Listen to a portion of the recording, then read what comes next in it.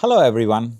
I'm very excited to share with you about one of my all-time favorite movie directors, John Huston. John Huston's films are characterized by a sense of adventure, which is very exciting, which is the preliminary reason why I like his films. But the adventure is not the way one would usually think, one-dimensional, just about people moving from one place to another in difficult circumstances. No, it is much more than that. What his films do is that it brings in some personal philosophies in the mix, the environment in which the relationship is developing, and also the natural environment where the film is set.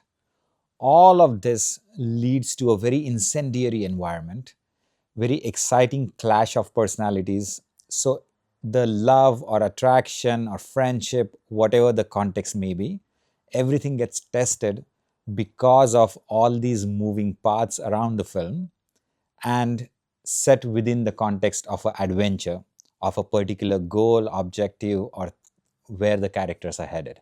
The first film I'm going to talk about is The Night of the Iguana. Night of the Iguana is a perfect encapsulation of the wonderful films that John Huston makes. To start with, heavy star cast. We have Richard Burton, and we have the charismatic Ava Gardner, and then a slew of other characters played by wonderful actors, some of them stage actors, including Deborah Kerr, whom you may not have heard about in today's generation, but was a powerhouse of a performer.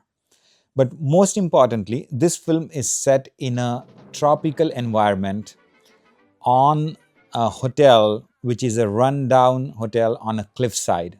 And there are this clash of characters and philosophies where Richard Burton is going through a very self-conflicting emotions and is trying to find answers to his situation. He's a defrocked priest accused of something, I won't tell you what.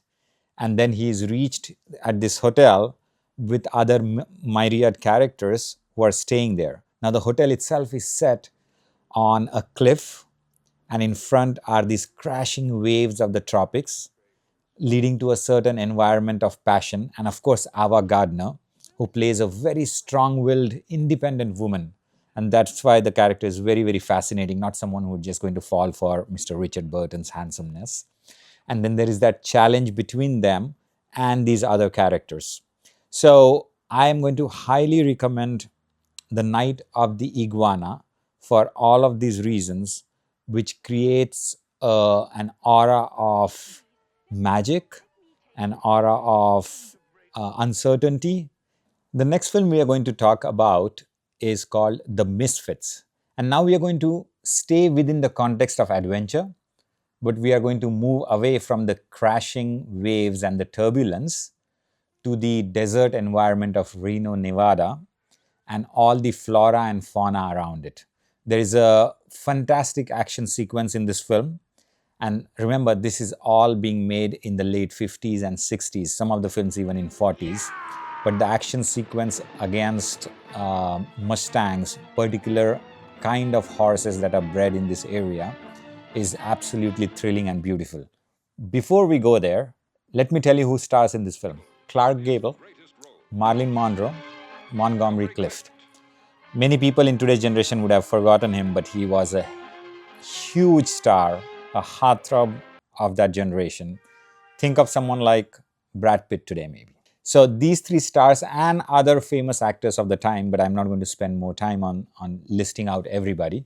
They are playing characters who are all very strong-willed, but they come from different backgrounds and they happen to be in this house, which is in the countryside, which is being renovated for their friend, and therefore they have these philosophical conversations and interactions. One very important piece of cinema economics, this film was a box office dud. It failed completely. But over the years, there has been a revision by the critics and now regularly lands as one of the greatest films ever made. This also tells us about us a little bit and about art, that it is very subjective, and sometimes films are ahead of their time and they are not recognized at the time when they were released. Another sad context to the film is that Clark Gable died few months before the premiere of the film. Marilyn Monroe died within a year of this film's release. And Montgomery Clift also, as you know, did not live very long, did not have a very long life.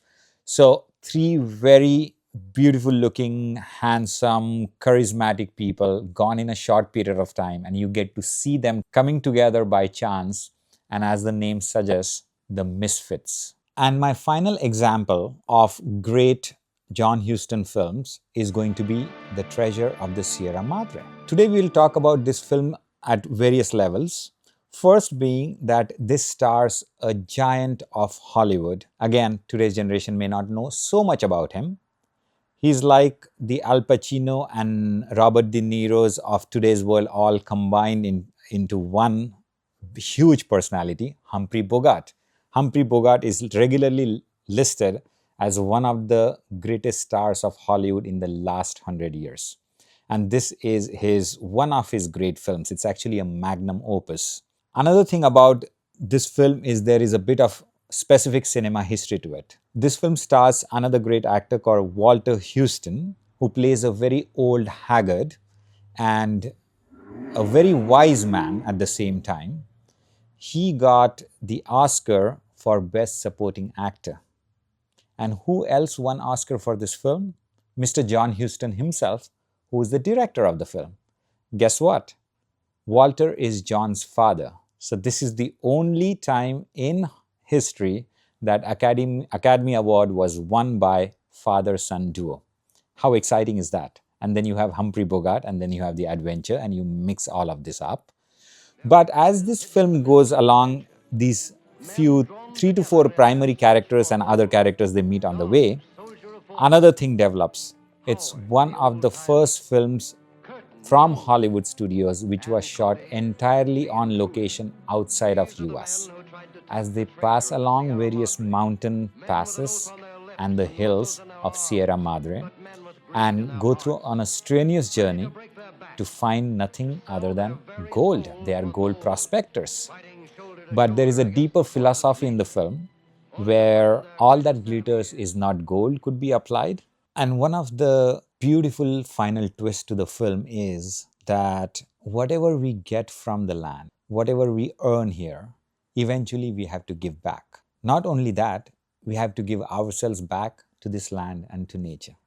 That's the law of nature. Good night and good luck.